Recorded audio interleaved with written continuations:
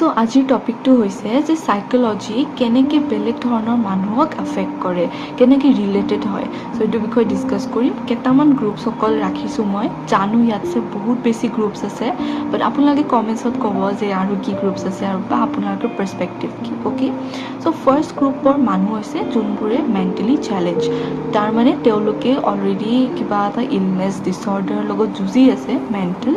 চ' তেওঁলোকৰ কাৰণে যোনে বুজি পাইছে, উপলব্ধি কৰিছে যে সাইকোলজি মেণ্টেল হেল্থ কিমান দৰকাৰী হয়, তো তেওঁলোকৰ কাৰণেতো এইটো ছাবজেক্ট বহুত বেছি দৰকাৰী। এইটোৱে হয় য'ৰ পৰা তেওঁলোকে ঠিক হ'ব পাৰিব, তেওঁলোকে নিজক আৰু বিচাৰি পাব। সেইকাৰণে তেওঁলোকৰ কাৰণে এইটো সাইকোলজি মানে চবফালে আছে। সেনেকেই ট্ৰিটমেণ্ট ল'ব লাগিব, তেওঁলোকে সেনেকেই ঠিক হ'ব লাগিব। চ' এইটোতো হৈ গ'ল ফাৰ্ষ্ট গ্ৰুপৰ কথা।